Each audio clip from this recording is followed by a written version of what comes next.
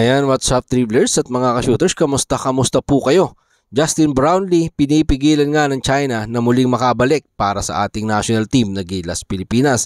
Matapos nga pong buuin ni Coach Tim Cone ng 12 matitikas na manlalaro kasama si Justin Brownlee, ngayon may inilabas ang China, pipigilan po nila si Justin na muling makapaglaro para po sa ating kupunan. At pag-usapan din po natin, PBA Finals, Kai Sotto, excited na makasama si Coach Tim Cone sa isang kupunan na Gilas Pilipinas. Tara, talakayin at pag-usapan po natin yan sa video ito matapos mo pong i-like, share, comment down below. And don't forget to subscribe and hit that notification bell button para lagi po tayong updated sa ating mga video.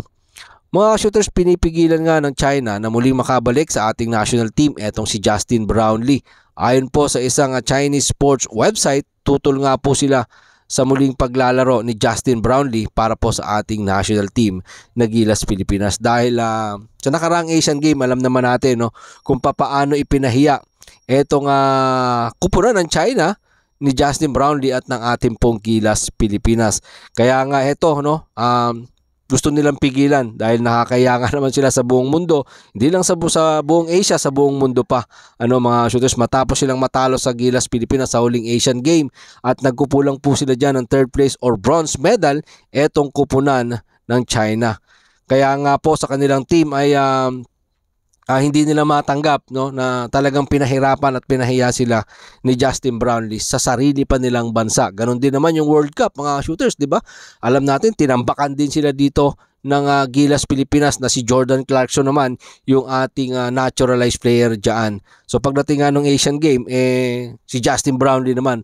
Pero ang masama ron, si Justin Brownlee ang kanilang pinag-iinitan dahil si Justin Brownlee ay tumungtong doon sa kanilang bakuran, dyan mismo sa loob ng China. Ipinipilit at ginigiit nga po nila ang pagiging positive ni Justin Brownlee sa pinagbabawal na cannabis or marijuana na hindi daw sapat ang 3 buwang suspension. Yan ang feeling nila, mga shooters, hindi sapat ang 3 buwan suspension para kay Justin Brownlee.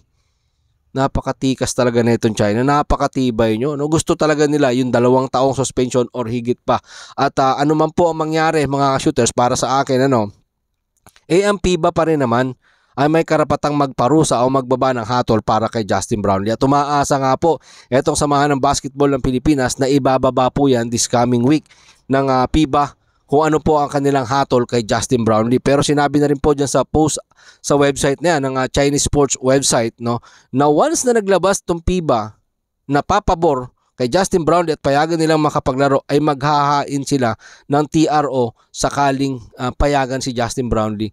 Kita mo naman yung kawalang niya ang gagawin talaga ng China para kay Justin Brownlee. Kung papayagan ng FIBA, maghahain pa sila ng TRO para pigilan ang muling pagbabalik ni Justin Brownlee para po sa kupunan ng Gilas Pilipinas, etong ating naturalized player. Kaya ito, siguro para sa akin, calling na rin ito dyan sa samahan basketball ng Pilipinas na dapat talaga mag-ready na sila ng panibagong naturalized player. Kumbaga ito, parang pagsubok na lang itong nangyayari ngayon kay Justin Brownlee or hamon dito po sa pamunuan ng samahang basketball ng Pilipinas, etong kasalukuyang na ginagawa or gustong gawin ng China para kay Justin Brownlee. Magising sana itong SBP na dapat may nakaabang na tayong naturalized player habang active pa etong Kongreso dahil napakatagal, sabi ko nga, napakatagal ng naturalization paper dito po sa ating bansa. So ito talaga, ito yung gusto ng China napahirapan si Justin Brownlee matapos silang ipahiya dyan sa sarili nilang bansa ni Justin Brownlee upang kunin nga ng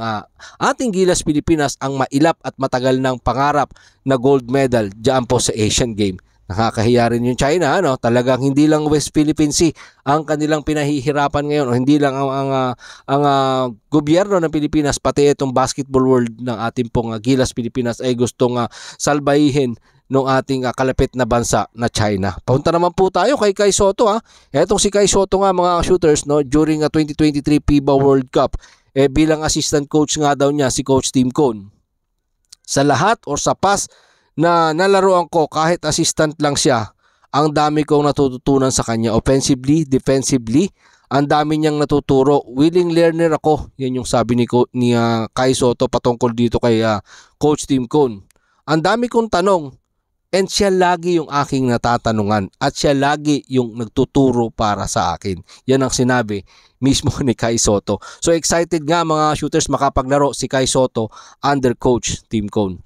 Well, abangan natin yan mga shooters dahil nung nakaraan napakaraming issue ni Kai Sotto patungkol dong kay Chot Reyes na maraming ganito ganyan kesyo may injury, pero ngayon willing at excited makapaglaro ang isang Kai Sotto under coach Tim Cone. Pag-usapan naman po natin etong mag-opening mamaya na Game 1 ng Game 7 ng Best of 7 Finals ng PBA sa pagitan ng San Miguel Beermen at ng Magnolia Hotshot. Sino nga ba ang unang makakakuha ng panalo sa Game 1 mga shooters? Yan yung aabangan natin dahil eto, sabi ko nga, napakagandang bakbakan, panapanabik na bakbakan na makikita natin dahil parehas na kupunan, deserving na naan dyan sa finals at parehas to, malakas, parehas may ibubuga. Etong dalawang kupunan na magbabakbakan dito sa Commissioner's Cup ng PBA Finals mga shooters. Junmar Fajardo, Boatwright, Marcio Lassiter, Chris Ross, at syempre sa kabilang banda Calvin Abueva, Paul Lee,